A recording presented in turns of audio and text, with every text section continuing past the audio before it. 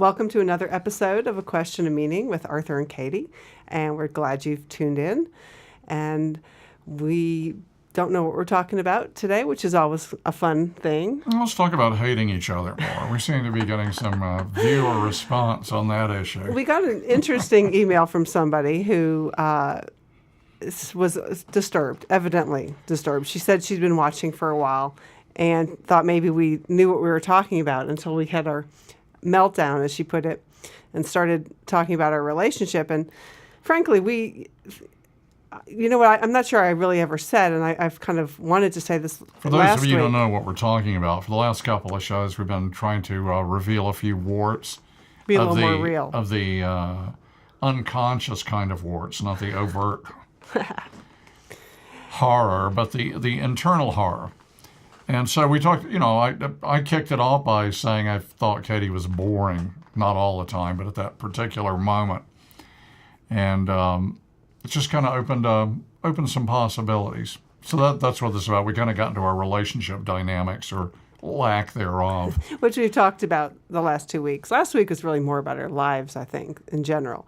But, one of the things I wanted to say is that this was very hard for me. I mean, I've been nervous talking about this. For me, it's much easier to talk about cosmic concepts and abstractions and not, maybe share the odd thing here or there about myself. But to really talk about problems on the, just this anonymous camera, who knows who's watching out there in viewer land and in charter land. It's scary. And so I think some of the weirdness that maybe came through was just us feeling a little bit uncomfortable about being that transparent on the camera. But this has been one of Arthur's goals for this show for some time.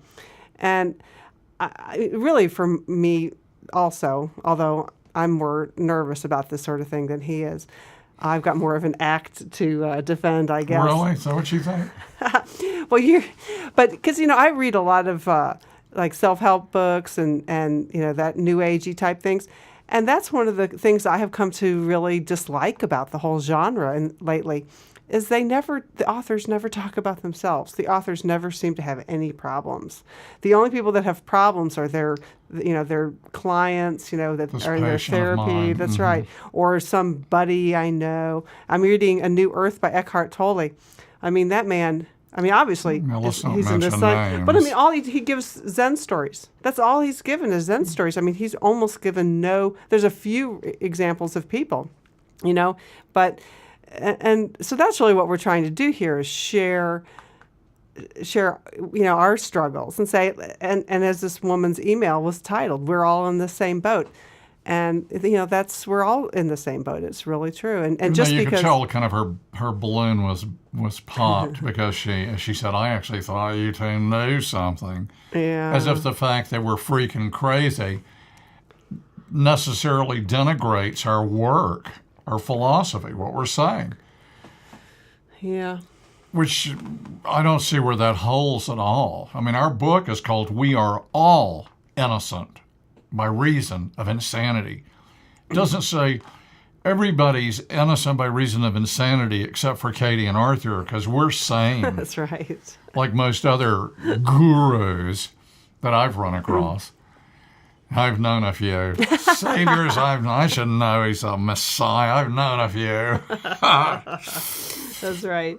So... And we certainly I don't want to be a Messiah. I've never followed a guru, and the last thing in the world I want. Although, I have to say my ego's kind of going, But really the last thing I want is, if I've never followed a guru, certainly to have anybody follow me, think that that's because you haven't tried it yet. People smooching your backside from dawn till dark. My ego's going, there. My inner circle of disciples will be young female children about the age of 18 to 22s. Well, the only thing I'm interested in is, maybe setting up a religion so we can get a tax exemption. Damn right. We can start a building fund and get our church going. And I want a super tabernacle. I want to be known as Bishop Arthur. Can I be what would I be, Bishopette? Bishopella. Bishella. No, that's a little too close to something else. Oh, but God. what we were laboring toward is being real. Yeah. Man, we are all bozos on this bus, as far as a good friend of mine said long ago. Mm-hmm. Rest his soul. He's out of it. Damn him. But we got problems, and Katie and I have problems. And if you think we don't, then you're looking for gurus in the wrong place, because we ain't it. Nobody's an expert here. Oh, but I'll tell you one thing. I know a hell of a lot more than I ever dreamed I'd know. I think we've got a delicious philosophy that has been, I feel like Katie and I have worn pith helmets and, wielded machetes and chopped through the jungle of nonsense for a long time. I did, ever since I stuck my head through the membrane of so-called reality when I was 28 years old. I'm 65 now. And it's been a long, long process, much longer than I thought. And I ain't there yet. I'm not enlightened. But I think I've, and with this soulmate of mine over here, even though occasionally I find her boring, and on a regular basis I hate her guts. As a matter of fact, I hate my guts. I hate your guts, viewer. See, there are many preacher men who'll tell you that. You know what? When I'm not experiencing love for you, there's no gray area. Mm-hmm. I hate your guts. I hate you and I fear you, in that order. Once again, if you watch this show much, you've heard us say, we believe, our work says, the basis of all fear is the unknown. It's what we don't know. That's what we're afraid of. That's why death is. People say, oh, I'm not afraid of death. Let me check with you in the ICU or the nursing home when you're on the way out. Just hang in there with you a little bit. I experienced near death once, and I was terrified. In any case, it's what we don't know that's what we're afraid of, and the basis of all fear is the unknown, and the basis of all hatred is fear. If you're afraid of something, you hate it. It's called flight fight.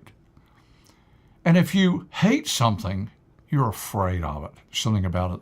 Gay bashers, take note. It might be a little too close for comfort there. So the catch-22 is none of us know anything, absolutely, except something's going on. Descartes, I think, therefore I am, kind of a variation of my, something is going on at this location. That's all we know, absolutely. We live our lives floating on a sea, an ocean of fear, of ignorance, which makes us afraid, which makes us hate. That's why love is so rare. And getting in touch with that is what humility is, and that's why. And we think you can't be any humbler than nuts. That's why we pick on being crazy. We think we're crazy. And it's pretty much a matter of, I buy your act if you buy my act. I never call you on anything. Well, that's what I was going to, when you said about this being a show, really maybe changing the show to more about getting real than about, abstract concepts. That's the word that came up for me was act. That, we're trained to have an act and to not just have an act, but to believe that we are our act. We live it so thoroughly and for so long without question that we forget that it's not really who we are. But, there should be, we should be given some hints because we play the game a little bit differently depending on who we're around. When we're different to our boss than we are to our best friend in the bar. And, so most of us have multiple versions of this act, but we never take our act off. Even alone with our spouse or our lover, there's still a variation of that act going on because we think we have to play it that way to get along. I think that if I don't put on this front, this false face, that I will be repulsive to people because they'll see really who I am, which, then you get always, Arthur says, well, who are you? And you get to that, we don't even know who we are. There's this vast ocean of ignorance under there. But you're looking for acceptance. That's right. I'm looking for acceptance. We're looking for acceptance. And that's a lot of what the act is about, is that you put together something that you think will work out there in the world, that people will accept you, that you'll be able to get along in life, you'll be able to have a job and meet somebody that you can get in relationship with and do all the things that, that the act allows you to play the game out there in the world. And that's what's terrifying is, well, what if I just stopped? How do you even do it? I mean, when I think about what I went, I was at the Y today. Was I myself? Was I my, Y act? Why, yes, as a matter of fact, which is a little bit uptight and, just, being surrounded by people I don't know and just, trying not to be, trying to have the right boundaries, I guess is what I'm trying to say. The correct YMCA boundaries. Should I look at somebody? Should I not look at somebody? I'm not quite sure what the rules are yet about eye contact in the dressing room. Yeah, that's a confront. You're striding around stark naked. That's right. But which is kind of one of the nice things about that situation is, there's some of the act that we have out in the world is kind of stripped away, so to speak. So to speak. Pun definitely intended. That's right. So it's really hard. It's hard, going around, even contemplating dropping the act. And that's what we're trying to do here is not come across like know-it-alls, right? That we're gurus, that we're, that we're sitting up on a mountaintop. Hopefully that's been evident from show one. I know. That's true. I thought it was. Yeah. Personally, I thought, man, people, that was one of the There's things. nothing like a little relationship flare-ups that's or, right. giving a hint. Because everybody walks around acting like sugar or butter wouldn't melt in their mouths. Like it's all smooth plastic down there. Well, it's Like true. Barbie dolls, and is that acceptable to pretend like you don't have any frustrations or anger or bitterness or arguments? Everybody's just so nice and polite. That's how we get into trouble in a relationship. Any idiot knows to be on their best behavior when you're a courting.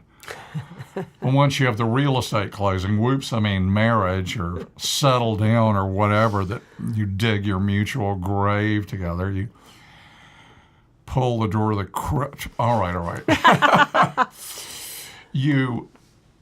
That's when the not so nice, the dark side starts manifesting. Yeah, well, you don't have to put on that level of act. That is the winning over somebody's affection act. That's right. What did Uncle Will say? If he got married because he just got tired of holding his belly in. That's right. And that's one of the reasons not to get divorced is because then you have to start holding your belly in again. No way has I will ever be able to tame that again. Yeah. Of course, that's what I say every time. You wind up back in the soup. So realness, sharing our suffering. It's like one of the great things about Alcoholics Anonymous. There are people who get together, they share their pain, share their stories. Right. Share their daily struggles. Their helplessness over a certain substance called alcohol. Right. Or sex. Or drugs. Or gambling. All sorts of addictions. How about being addicted to being nice? How about being addicted to being just so proper and prim? What was that great quote of the day the other day? It was like the greatest... Oh, yeah. The greatest fault is not knowing you have any faults. Right. I'm just so perfect in every way. I never think like that or talk like that. Oh, well, that came unfortunately close to ringing true over here. I was like, what do you mean? I don't have any faults. I can't think of one. Certainly one of my faults is thinking I have no faults. I will definitely cop to that one. Once I thought I was wrong, but I was mistaken. That's right. That's right. Is there a psychiatrist in the house? Yeah. And of course, I'm nothing but false. Just flagrant shortcomings. Randy Newman wrote this great song as a classic about a man. Yeah, baby, I've been drinking and whatever. He goes on and on. He says, I'm guilty. Lord, I'm guilty. And I'll be guilty for the rest of my life. How come I never do the things I'm supposed to do? How come nothing ever turns out right? Reading my mail. Yeah. Somebody also commented about our relationship dynamics, little fireworks, and said, Arthur, you're lucky. You're lucky. You don't know how lucky you are. Well, I got a problem with that. First of all, I don't believe in luck. Blank luck. It rhymes.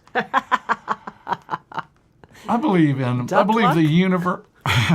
Duck luck. That's what I've done a lot. The reason an artist is no longer an artist is often discovered after he or she is dead is because they're no longer around to screw up their own career, sabotage their career unconsciously, but sabotage nonetheless. Anyway, sorry, I interrupted you.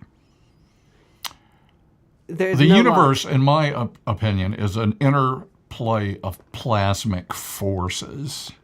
It's like a lava lamp. There's nothing accidental in a lava lamp. If it gets too near the light bulb, the goo is going to go like that, rise up in that direction, and then it'll hit another blob of goo and go. There's nothing capricious. There's nothing arbitrary. There's no accidents. And there's damn sure not any luck. And all the universe is a big lava lamp. Looks like we have free will. Looks like we have choice. Some people are determined. Some people are winners. Some people are losers. And you know what? There's no luck involved. Some people are raised among sane, professional parents, an upper middle class to lower upper class environment with little TV and a lot of encouragement to excel. And some people are raised about, 2 clicks from the loony bin. My mother did the best she could under trying circumstances. Yeah. But they weren't well educated. I remember his stepdad would call magazines books, and I'm like, wow, for him, this was reading a book. I never saw him with a book in the 20 years I knew him. He never had a book in his hands. Interesting. Yeah. So, it makes a difference, definitely. And books turned out to be my salvation. That was my first salvational identity, was the Fountainhead and Ayn Rand, Atlas Shrugged, and just some select books that extol the virtues of not being like the collective, not being like everybody else, the mindless conformity. Well, the football cheering, cheerleader banging. And one of the things about Arthur that is frustrating for me. I resented that. I mean, I was jealous of the cheerleaders, that's for sure. I wanted to be one. She knows me. One of the frustrating things about Arthur, but it's also one of the wonderful things about Arthur, ultimately, but in the interim, it's often very frustrating, is that he, like Oliver Twist, wants more. We just saw a man who worked at the jail that, is it Edgar Wong? Eduardo Wong. What do you do with a name like that? For a while, and this was just the most charming North Carolina accent. Said he was the wantingest man I'd ever been around. And I could, and I'm doing a bad imitation here. It wasn't even wanting us. It was something even wilder than that. I forget how he put it. Yeah, it was wonderful. He always needed more. He always wanted more. No matter what he got, he wanted more. Mm-hmm. Well, you're damn right. What do you mean? Let me get this straight. I graduate, and then I learn a trade, and then I do that trade for the rest of my life, and I replicate myself, God help them, or I reproduce. I save my money, I pay my taxes, I buy stuff, buy and sell basically my entire life. And then when I reach a certain age, they put me out to pasture for a few years and I croak. And of course, I better know Jesus so I can go to a place where I'm my spiritual self for 50,000 trillion billion years. And it's just getting started at that point. That's it? That's all? No, I think... so, you amplified. I'm looking for more than that. Yes. Yeah, I'm looking for a little so more than when that caller, you'd mentioned the caller who said, Arthur, you should be lucky. You should be content because you're lucky. You're lucky. Well, that's not Arthur's way, because Arthur will never be happy until I'm dead. Is happy. Yeah, happy. Content, at peace, satisfied. And he's had all sorts of different ways that he's had ideas for how to get to those states of peace. But that's what he's not satisfied with here is that, I'll leave it at that. People have said things about our relationship, that we that it's amazing how we can work together so much, how we get along so well, how we talk to each other. There's a lot of things that on the surface look really good, but there's not that real ongoing love connection that is what he wants. And so what I said earlier was that it's maddening a lot, because part of me is like, well, why isn't this good enough for you? I mean, we've been together 30 years. Of course it's not exciting like it was at first, but at the same time, I know that what he's really after is, when I can step back from that frustration and anger and hate and all those other things, that it's really not Arthur trying to make my life miserable, which is what I say when I'm frustrated. It's just a byproduct of it, an unavoidable byproduct, nothing personal. That he's just not, Oliver Twist who can never be satisfied. That he really, what he's after is something beautiful, and maybe he could maybe he could work a little harder at getting to that place. A little. But what, that's what he's after. I am absolutely flabbergasted at that interpretation. I wouldn't be nearly that charitable about myself. I think, really? because what it is, we know this. Our work is about this. We preach it. We don't walk. I don't walk it. But I'll talk it. I can sure talk about it. You should have heard me talking to the charter representative this afternoon if you think I walk it. Like Woody Guthrie was... and this farm couple, and he was singing one of his songs on the back seat, and the old man says, "Son, I don't know if you do any work, but you can sure sing about it." And Woody stuck his fingers up in his... So look at those calluses on the end of his fingers from playing guitar. Being a malcontent is no way to go through life. Fat, drunk, and stupid, and unhappy is no way to go through life, son. I learned to poke my lip out and sulk and pout and get my way when I was 5 years old, when my dear old daddy made one child support payment and disappeared forever. And I've always had this infantile, arrested development idea that life should be fun and games. The hell with work. The hell with hard work and seriousness. And I want it to be dancing through the tulips, naked preferably. And that ain't it. And that's crazy. You're guaranteed. It's like Werner Erhard put it so beautifully. He said, you do not get what you want in life. You do not get what you want in life. You only get what you want if what you want coincides with what you got.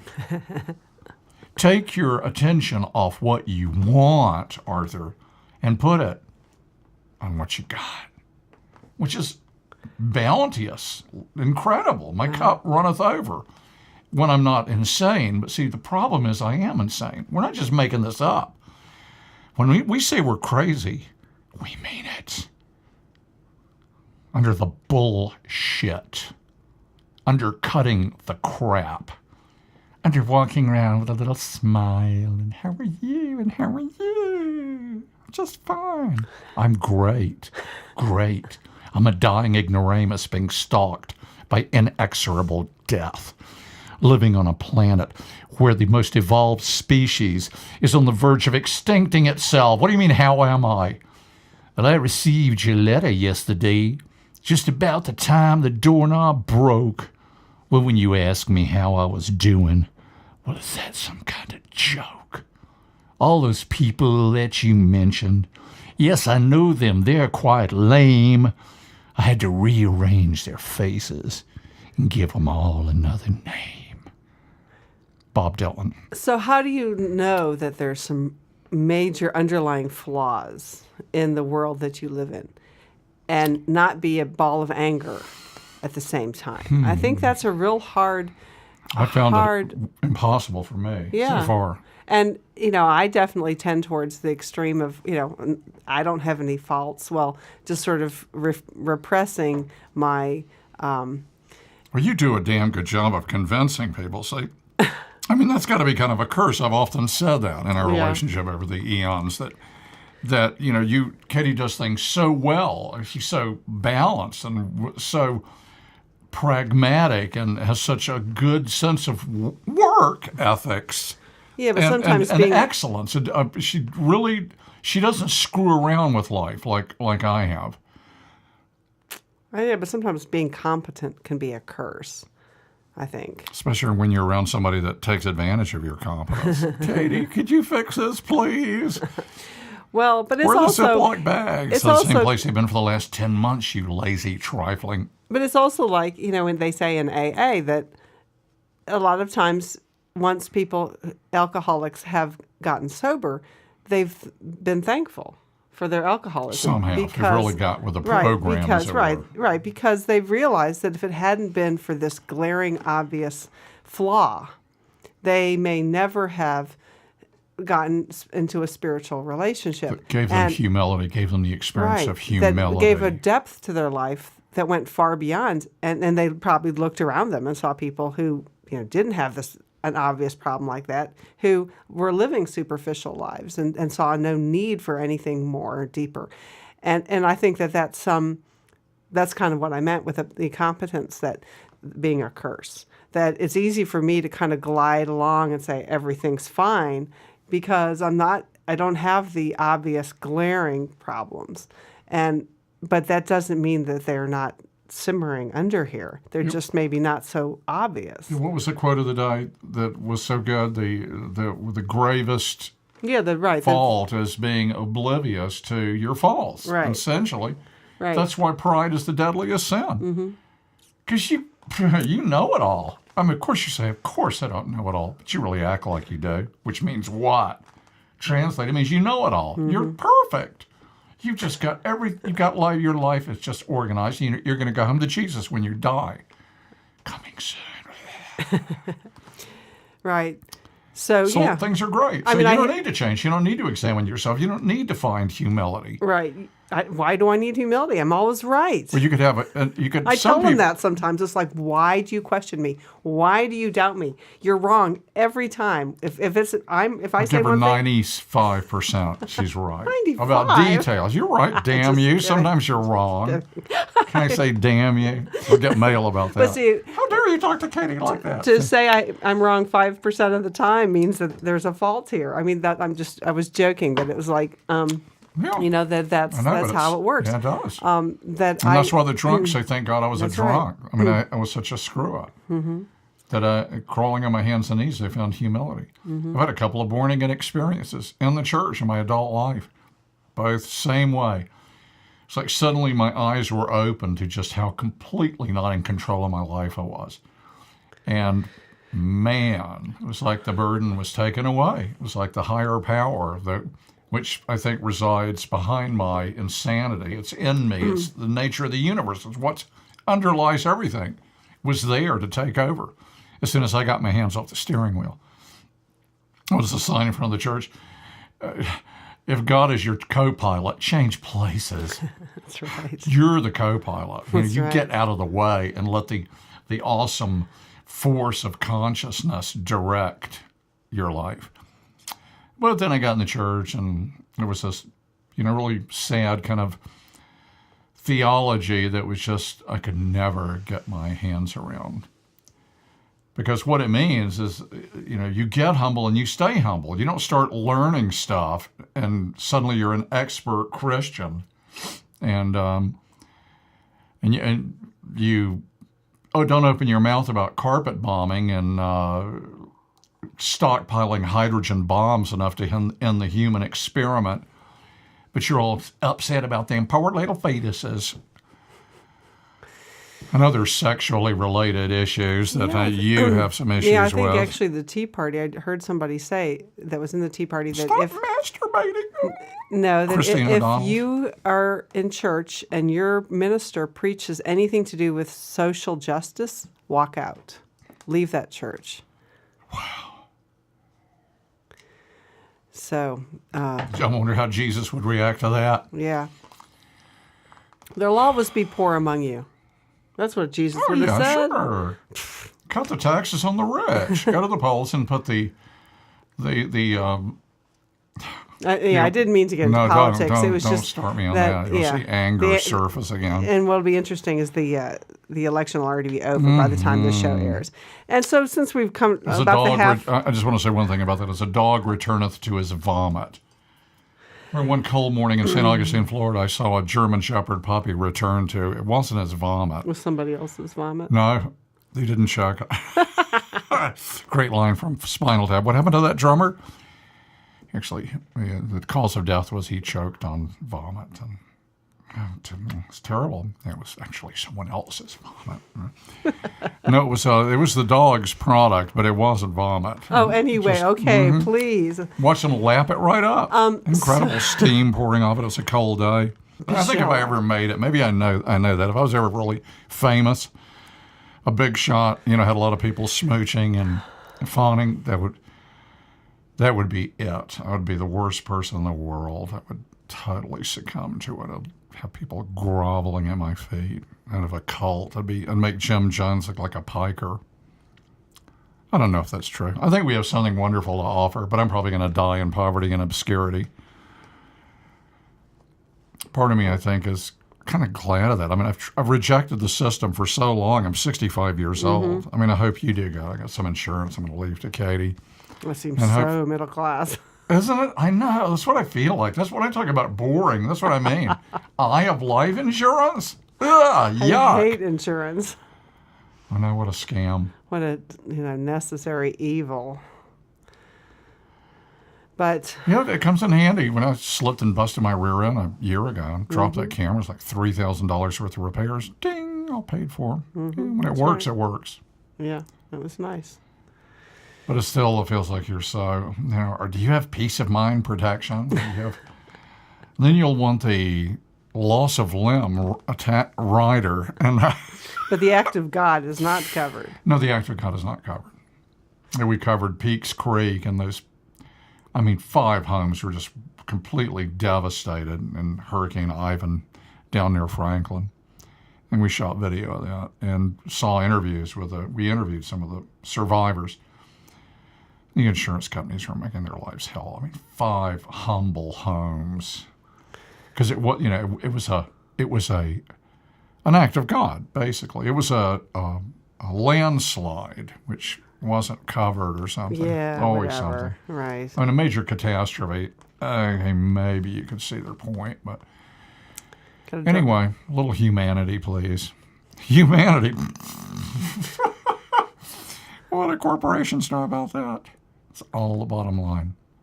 Anyway, are we getting political? I don't want to get political. Let's get back to the point. What is the point? We talk about humanity, and we kind of criticize a corporation or a company for not having enough humanity. Where's my humanity on a day-to-day basis?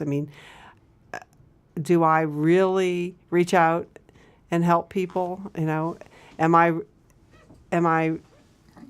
even in my just daily encounters with people, like I mentioned that phone call to a tech support person. In my impatience and anger, I feel sometimes like I'm actively working against their spiritual growth, because my attitude is kind of cementing them in place and with their ego fortifications, whereas I think if you were open to somebody and loving, even on the phone, you could cause a tiny crack in there, So where's my humanity? Well, I'll tell you where it went, because you didn't think you were getting good service. Yeah, I thought the person was wading through mud. They were incompetent. Yeah, You're supposed to be tech support. Am I getting this right? I know, but see, that's all. If you I'm say right. Windows one more time, we told you we have Apple. But I know, but see, there's the point is I'm right, you're wrong. It's all based on that, rather than maybe she shouldn't have been in that job, but this doesn't demean her as a person. And I think it does. I know, I did too. I was demeaning her as a person, and like that poor guy that showed up to install a heater today, that showed up early. Oh my God. Wouldn't have been him for $1 million when you know who answered the door. Well, it's like, is an appointment? Does an appointment mean anything? It was for 2:00. It's 11 a.m. Am I missing something? Are there no workhouses? But that's the way I am. I'm very, especially in the first encounter, I'm very brusque. Is that how you say that the word? word that comes to my mind is cold. Yes, and chilly. It's like you made a mistake. You were wrong. You were like the demerits have just like multiplied off. I'm gonna have to go get some more pieces of paper to be able to cover all the demerits. See, and I blow my stack. I froth and rave, and it's like this guitar store owner in San Francisco told me once, said, look, I play the hardcore businessman and you play the nice guy, but we both want to get our way, right? It's just a different survival technique. That's all it is. Okay, but what I'm talking about is you said something about the, humanity. Where's the humanity in the corporation? Well, where's my humanity? Yeah. The way I've treated these two people today. Everybody falls short, but I think overall you treat people very well. It's an example of lack of humanity, but I think also, truly, you treat people really well and on the street a lot. So do I. I usually put on a song and dance show for them. I'm not really sure whether the entertainment I provide for cashiers and people we bump into and talk to on the street is just a survival technique. Translated means, please don't attack me. But well, we were talking about that acceptance of the act, right?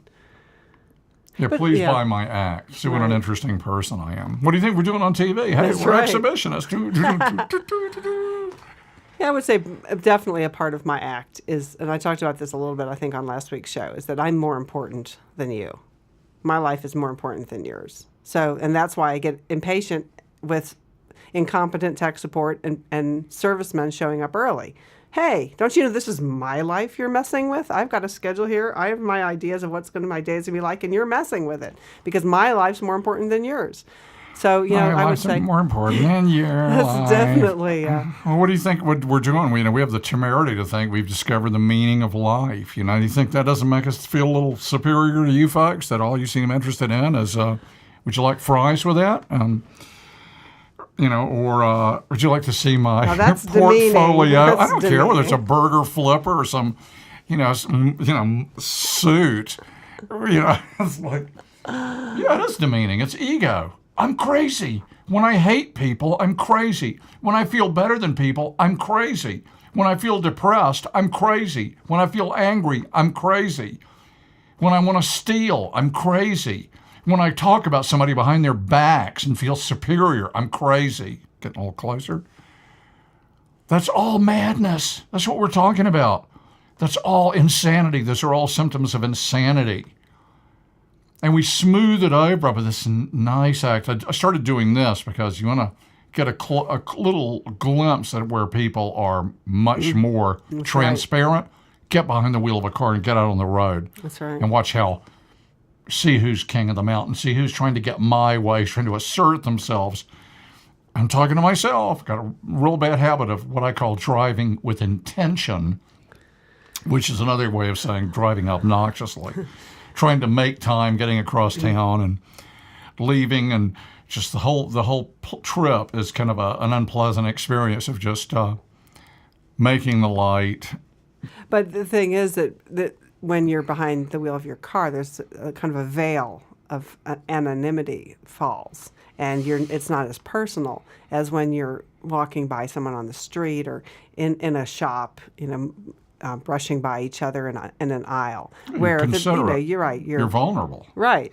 But in your car, there could be consequences for bumping into somebody on the street, right? And your car, you got all this metal around you. And this is mine. This mine, my territory now. Me home. Me closed door. Turn on key. This is my home on wheels. Yeah. And there is that sense of not being. The intimacy. There's like a further separation between, that being a person over there. There's also when you get home, you can do what you want, and it translates behind the wheel of a car too, and it results in a lot of obnoxious driving. But I think overall the wonder is that we haven't achieved self-extinction so far, because people are basically good at heart. As a matter of fact, we think people are basically God at heart. The underlying truth of the universe is infinite consciousness. Whatever that is, it's the truth. It's all experience, nothing but experience, nothing but experience. You talk about that, what you got about love, that love is always under there, no matter who the person is. I really like this. Arthur's came from the idea that consciousness, love, experience, truth, they're all the same thing. Sanity. consciousness. Yeah, because that's what we were getting to. Right. All those negative things I talk about, all the human dysfunction and crime and self-destructive behavior and meanness, and that's all insanity. It's all it is. Our definition of sin and evil is believing in and or acting on a false belief. And a belief is false to the extent that it fails to admit to its limitations. We get in trouble when we think we know it all. So sanity and love are the same thing. Love is the state of sanity. And it's not romantic love. But that's not what I was talking about. I know. I was just throwing that because I didn't finish my point earlier, which is nothing new. So the idea is consciousness, experience, love, truth, and sanity are the same thing. They're all complete synonyms for each other. The truth is love. The truth is consciousness. The truth is experience, which we define as being free of a survival identity. The truth is sanity. It's the only time we're sane. But the catch with all these things is they're all absolute states. The experience, our definition of love, the experience of unconditional acceptance of what is, has a catch. To unconditionally accept, not even unconditionally, to accept anything. You can't accept something that you don't see, that you're not aware of. You can't say, I accept what's behind the curtain, because there may be something behind that curtain that there's just no way you're capable of accepting. You have to see it.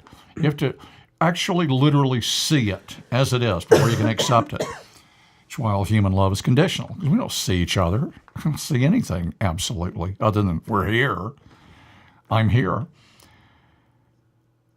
So love is an absolute state. Love means the absolute perception and absolute acceptance of absolute reality. To do that, you got to be God.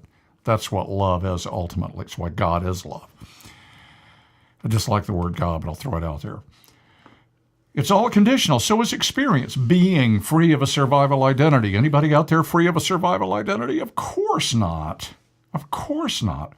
We were in Australia. We took my daughter to see the movie Aliens. She spent about half the movie either under the seat or hiding in the back of the theater with her hands over her eyes. She was not experiencing the movie. She was totally in her survival identity. You block it out. But ultimately, when there's nothing left but being, when you are free of a survival identity completely, and the only way you have that is a relationship to something else. When you are pure experience, there's nothing but infinite I am. There's only infinite you. There's nothing else. So all these are absolute states. And the point is that barring the absolute state, there's nothing but experience. That plasma, that lava lamp universe we're talking about, all that is the way, our theory, our first book, Game of God, The Game of God, Recovering Your True Identity, gameofgod.com, says that what the universe exists for is to allow the unlimited home base that we'll eventually get back to experience limitation, to ride the roller coaster of life as a finite surviving form. That's what it's here for limitation. And because the underlying truth is, if you like, God. I prefer truth. I prefer experience. I prefer love. I prefer being, pure being, absolute experience. That permeates everything. There's nothing but that. There is no place where God isn't. There's no place where truth doesn't exist. But we're in an illusion. The Easterners had this 3,000 years ago. It's Maya. It's illusion. It's the dream of God. It's the play of God. And it exists everywhere. And even if you're killing someone, even if you hate someone, you're eaten up with hate, even if you're Hitler, that is all that hatred and all that fear and all that poison is still craziness. It's the underlying love and experience that is the real truth, caught up in a tsunami of madness and of insanity. It's expressing itself that way. But the truth's always there's love underneath it. So somebody once said, if you could say everything that you wanted to say and all the things you haven't been saying to someone, just sit down and go through it and go through it and go through it. And I've experienced it over and over again. Eventually, you will arrive at, I love you. That's always underneath it. Well, I loved that when he said that, because he was actually commenting on something in our manuscript, We Are All Innocent by Reason of Insanity, that said an indicator of having this subjective mind being kind of inflamed was that there was an absence of love. And that idea that it's impossible for love to be completely absent. It was thrilling to me, because you kind of think that like in somebody who's murdering somebody, they use that as the most extreme example. But in a relationship that's gone, sour, you think there's no love. You want to murder each other, but you don't have the guts, the guts to pull it off. That if the underlying essence of what is love, then there is no way for that love not to be there, underlying all the crap. And that's always there. And I just found that so thrilling, like I said, that because it's like you think, that it's so hard to find. And maybe that's what's thrilling about it, is because we think, we have to go this strenuous effort to climb the mountain of enlightenment to get somewhere else, to find love and peace and sanity and consciousness and all those things you said, when the truth is it's right here inside, always there waiting for us. And it's just this veil of craziness that's blinding us to it being there. And so, wow. I mean, what a revelation. I mean, what about turning everything 180 degrees? There's nowhere to go but here. And, even if you're Hitler, isn't that, surely we could find somebody else. Poor Hitler. I mean, talk about, he's always the one that's used as the example of the monster. He is the king. He's the king. He's the king. Well, it's true. He might actually like it. I mean, talk about notoriety. Yeah. Yeah, he liked it, right? But I mean, the thing is that somebody like that even someone like that, they weren't irredeemably bad. They weren't just nothing good in them at all, which seems to me a lot of religious philosophy kind of states that. I mean, well, Christian philosophy, for certain, I mean, we are born with original sin. We are evil to our core of our being. And it's only through the redemption of Jesus that we can be cleansed of that original sin. I mean, that's pretty much stating that there is no love underlying here. First song I wrote was about Jesus, and the last verse goes, "Don't look for clouds of angels when I return again. You see, I've never left you. I've always been within. You worshipers, depart from me. I'll never heed your call until your love lights up this world and touches one and all." I'm not preaching. I've had moments of love. Oh, God. But it's rare, and you have to really get off it. And the reason we don't love is because we're crazy. That's our message. We are literally insane. Our definition of insanity, again, is the state of confusing our mind-generated reality with actual reality.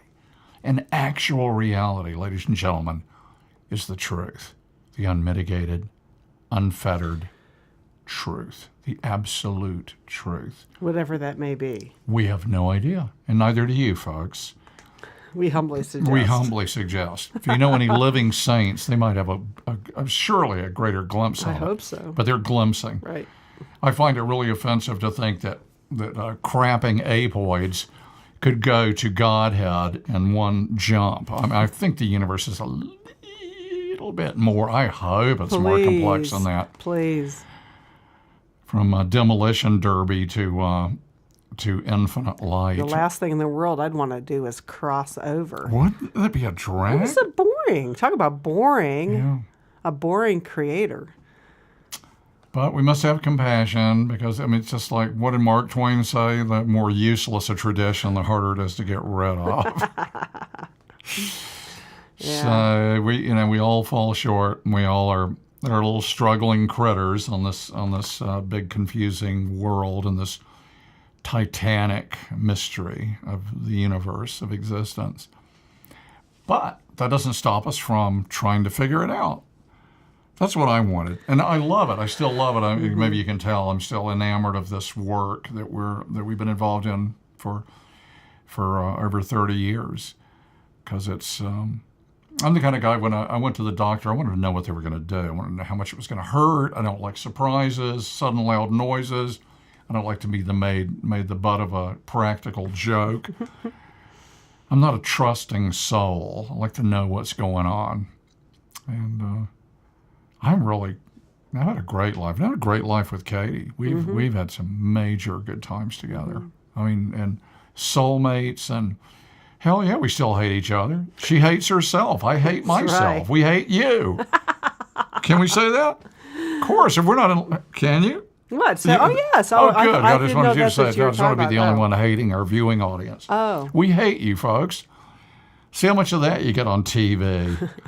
or tune in Dancing with Stars, or Glenn Beck, who acts like he gives a rat's rear end about you. You know, he really cares, that guy. Said, really. There's a clinical kind of insanity that we usually point at people who are like true freaks, like Christine O'Donnell, and say they're the real nuts, but we're kidding ourselves.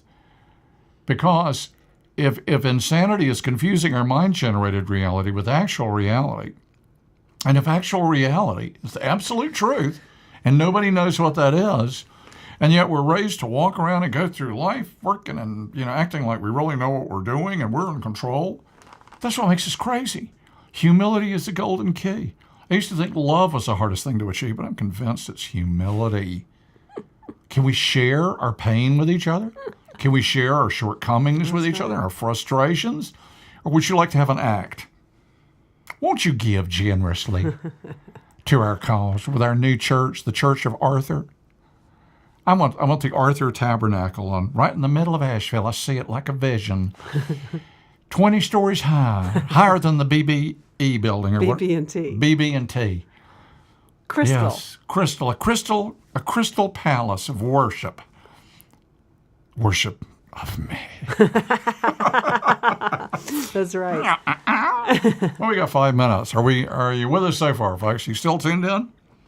So yeah, and this show is called A Question of Meaning, and maybe that's it also was kind of a clue, that we're not saying these are these statements of meaning, pronouncements from on high, but us questioning things and kind of inviting viewers to join us in questioning, and maybe we are very opinionated people, and we are also do think we're smarter than everybody else. So I'm sure at times we came across like we were delivering the truth of the universe.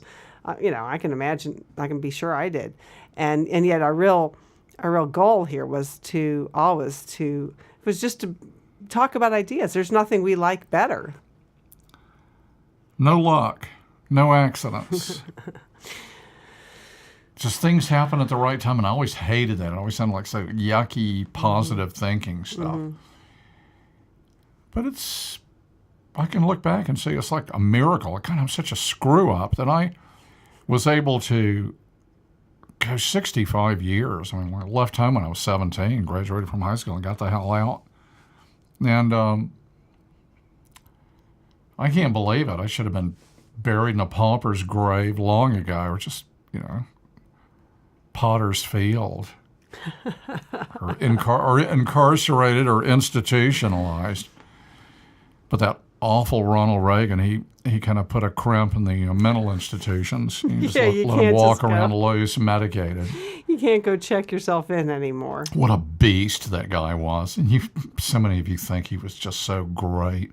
Mourning in America. It was mourning in America for corporations. That was the beginning of the end of the middle class in this country. It was the MOURN type of mourning for the rest of us. Sackcloth and ashes. I don't know. I'll tell you what, if the election's ever, it didn't matter to me because I didn't vote this time, and I don't intend to vote again until I see some real alternative. I'm tired of voting for the lesser evil. You know why? It's still evil. Get big money out of this government or you are slaves. You're slaves. We're slaves. And I'm tired of supporting it. It's a crooked system. And that's my last word. Love, hate, and everything in between. Thanks for watching.